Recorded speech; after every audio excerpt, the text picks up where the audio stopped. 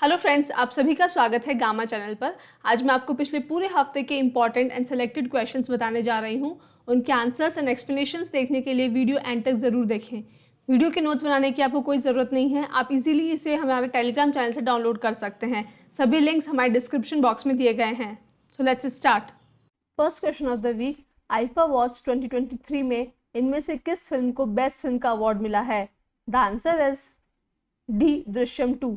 IIFA stands for International Indian Film Academy Awards. ये बॉलीवुड का annual award ceremony है। It is produced by Wizcraft International Entertainment Private limited.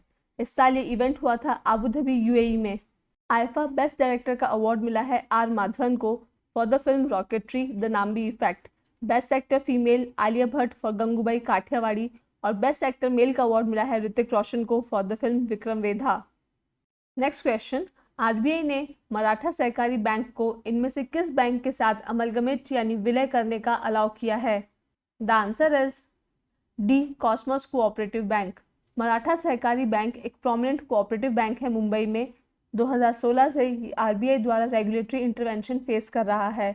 Cosmos cooperative bank limited 1906 में establish हुआ था और ये इंडिया का one of the oldest urban cooperative bank है। नेक्स्ट क्वेश्चन, इनमें से कौन कर्नाटक बैंक का नया मैनेजिंग डायरेक्टर और सीईओ होगा?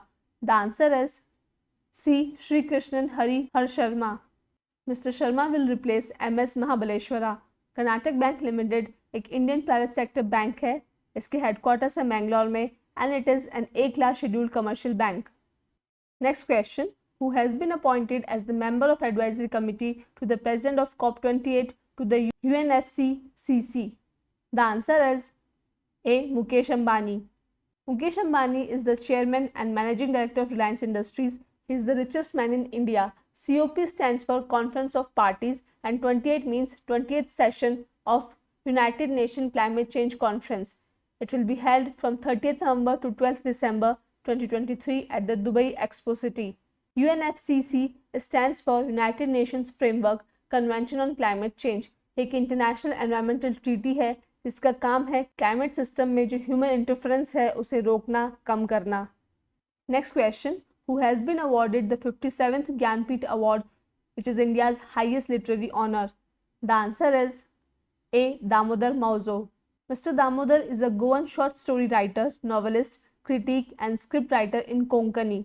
इनकी फेमस नॉवल कार्मेलिन को साहित्य अकेडमी अवार्ड भी मिल चुका है in the year 1983। Next question, who has been appointed as the Central Vigilance Commissioner CVC? The answer is B, Praveen Kumar Srivastava. CVC को गवर्नमेंट ने स्टैब्लिश किया था इन February 1964 on the recommendations of the Committee on Prevention of Corruption which was headed by Shri के Santhanam. CVC यानी central vigilance commission India की supreme vigilance institutional body है और वो किसी भी गवर्नमेंट बॉडी के अंडर नहीं आती है। It is an independent body. It receives complaints on corruption, misuse of office power and recommend appropriate action to the government. And Central Vigilance Commissioner is the head of CVC and he looks into all matters. Dear students, अगर सभी exam related content आप एक ही channel पर चाहते हो तो अभी इस चैनल को सब्सक्राइब करें और बेल आइकन को प्रेस करें। और अगर एग्जाम प्रेप को आप हाई लेवल पर ले जाना चाहते हैं तो डिस्क्रिप्शन में आपको ऐप और टेलीग्राम चैनल का लिंक मिल जाएगा। नेक्स्ट क्वेश्चन, इनमें से किस बैंक को बेस्ट बैंक के रूप में रिकॉग्नाइज किया गया है for managing NPAs that is non performing assets? The answer is D, bank of Maharashtra. Bank of Maharashtra एक Pune based state owned lender bank है। It has the largest network of branches of any nationalised bank in the state of Maharashtra. इसके present MD और CEO हैं A S Rajeev. Non performing asset NPA is a type of loan और advance जिसका principal और interest payment 90 days से भी ज़्यादा duration से ड्यू है। We can call it a bad loan. Next question, who unveiled the national medical devices policy 2023? The answer is D, Mansukh Mandaviya. Mansukh Mandaviya is the union health minister. उन्होंने हाल ही में national medical device policy 2023 reveal की है। He also launch the export promotion council for medical devices and assistance for medical devices cluster for common facilities. National Medical Device Policy एक roadmap है for the accelerated growth of the medical devices sector. In the field of medicine, medical devices are very important. So this policy focus कि medical devices should achieve the following missions like access, affordability, patient-centered, quality care, preventive and promotive health, and skilled manpower. India is the fourth largest Asian medical device market globally. Next question, इनमें से किसे UCO bank के MD और CEO के रूप में appoint किया गया है? The answer is B. Ashwini Kumar. Mr. Kumar will replace Soma Shankar Prasad. UCO bank stands for United commercial bank, एक इंडियन पब्लिक सेक्टर बैंक है जिसकी स्थापना हुई थी 1943 में. इसके हेडक्वार्टर्स हैं कोलकाता में. Next question, which is the first country to regulate anti tobacco warning on OTT platforms? OTT stands for over the top.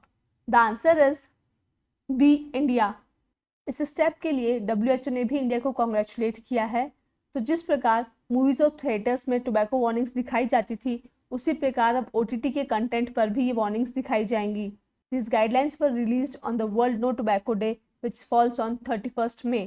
According to these guidelines, OTT के ऑनलाइन कंटेंट लाइक सीरीज में अगर tobacco products और उनका use display किया जा रहा है तो पब्लिशर को anti tobacco health warning message भी डिस्प्ले करना होगा.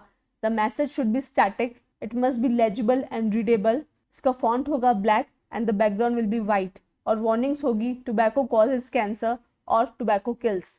This has been done to create awareness related to tobacco usage.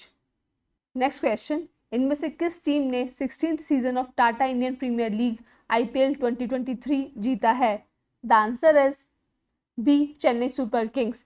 तो गुजरात के नरेंद्र मोदी स्टेडियम अहमदाबाद में, which is the home ground for Gujarat Titans, में फाइनल मैच खेला गया था between Gujarat Titans and Chennai Super Kings. Chennai Super Kings ने जीत हासिल करके 5th IPL टाइटल जीता है. And they hold an equal record with Mumbai Indians. So these are the two teams जिन्होंने सबसे ज़्यादा IPL टाइटल जीता है. इस सीरीज़ में सबसे ज़्यादा विकेट लेने के लिए पर्पल कैप मिली है गुजरात टाइटन्स के मोहम्मद शामी को. सबसे ज़्यादा रन बनाने के लिए ऑरेंज कैप मिली है गुजरात टाइटन्स के शुभमन गिल को. नेक्स्ट क्वेश्चन, इनमें से किसने मलेशिया मास्टर्स 2023 का खिताब जीता है? The answer is B. HS Prannoy. HS Prannoy ने मैन सिंगल में वेंग होंगयांग को हरा करके टाइटल जीता है और इस जीत के साथ ही has claimed the first ever Badminton World Federation World Tour title. BWF एक इंटरनेशनल गवर्निंग बॉडी है for the sport of badminton. It is recognised by International Olympic Committee. Next question, इनमें से किसने मोनाको ग्रैंड प्री 2023 जीता है? The answer is B. Max Verstappen. Max Verstappen is a Dutch Belgian racing driver. वो 2021 और 22 के formula 1 world champion हैं. He competes under the Dutch flag in formula 1 with the Red Bull racing team. Monaco is a country in Europe. Next question, इनमें से किस तारीख को world hunger day observe किया जाता है? The answer is A. 28 मई. हंगर यानी कि भूख, मैल नरिशमेंट, जिससे पूरे विश्व के 250 बिलियन पीपल आर फाइटिंग. और इस डे को ऑब्जर्व किया जाता है ताकि लोगों में जागरूकता फैलाई जा सके कि किस प्रकार हमें फूड सप्लाई को मेंटेन करना चाहिए, फूड सिक्योरिटी होनी चाहिए ताकि nobody should sleep hungry. And specially due to corona, ये प्रॉब्लम कोरोना के दौरान और उसके बाद भी काफ़ी हद तक बढ़ी हुई है. ग्लोबल हंगर इंडेक्स 2019 के मुताबिक 121 कंट्रीज़ में इंडिया रैंक्स 107. तो इंडिया में भी इस प्रॉब्लम पे ध्यान देने की बहुत ज़्यादा ज़रूरत है. नेक्स्ट क्वेश्चन, इनमें से किस तारीख को वर्ल्ड मिल्क डे ऑब्जर्व किया जाता है? The answer is C. 1st June. Milk is a complete food because it has a lot of protein, fat, carbs, all types of vitamins, healthy fats, antioxidants and many essential minerals which are required for the growth and good health. Milk के जो important protein हैं they are casein and whey. तो इस day को observe किया जाता है ताकि लोगों को मिल्क के बेनिफिट्स के बारे में बताया जा सके एंड इसके कंजम्पशन को प्रमोट किया जा सके. But the vegan people are against this. इस साल इस डे की थीम है showcasing how dairy is reducing its environmental footprint while also providing nutritious food and livelihoods. So dairy is one business जहाँ पे कम से कम environmental pollution होता है and it provides the most nutritious food and is the source of income for lots of people, especially in the rural areas. Next question, इनमें से किस तारीख को international day of United Nation peace keepers observe किया जाता है? The answer is C. 29 मई. United Nation peace keepers एक प्रकार की आर्मी है जिसमें अलग अलग कंट्रीज़ के सोल्जर्स इंक्लूड किए जाते हैं और उनका काम होता है इनसिक्योर और वॉर प्रोन एरियाज़ में लोगों की मदद करना. So this day is observe to honour the contributions and sacrifices of UN peace keepers who work to maintain peace and security around the world. This day also serves as a tribute to those who have lost their lives in the line of duty under the United Nations flag. UN के secretary general है Antonio Guterres. इस साल इस day की theme है piece begins with me. अगर दुनिया में पीस होगी तो पीस कीपर्स को अपनी जान गंवानी नहीं पड़ेगी। नेक्स्ट क्वेश्चन, इनमें से किस तारीख को world no tobacco day observe किया जाता है? द आंसर इज बी 31 मई। इस डे को ऑब्जर्व किया जाता है ताकि पूरे विश्व में जागरूकता फैलाई जा सके कि टोबैको किस प्रकार के डेंजर्स कॉज करता है। It leads to cancer and death. The day also condemn such business practices जो कि टोबैको को प्रमोट करती है। WHO is fighting a lot against the tobacco pandemic and it is trying to make sure that people around the world can claim their right to health, healthy living and protect future generations. इस साल इस day की theme है We need food not tobacco. Next question, इनमें से किस तारीख को वर्ल्ड वेप डे ऑब्जर्व किया जाता है? The answer is D 30 May. This is just one day before the world no tobacco day. Vape एक प्रकार का इनहेलिंग और एक्सहेलिंग वेपर होता है। इसके अंदर निकोटीन और फ्लेवर्स होते हैं and it is produced by a device just like E cigarettes. इस डे को ऑब्जर्व किया जाता है ताकि लोगों को टोबैको द्वारा होने वाले हार्म से जागरूक किया जा सके और उन्हें ये भी बताया जा सके कि इसका जो ऑल्टरनेटिव है e cigarettes they are relatively safe. जो लोग एकदम टोबैको को नहीं छोड़ सकते हैं वो पहले इसके ऑल्टरनेटिव पे शिफ्ट हो and then they should quit smoking. Next question, इनमें से किस तारीख को वर्ल्ड बाइसाइकिल डे ऑब्जर्व किया जाता है? The answer is D 3 June.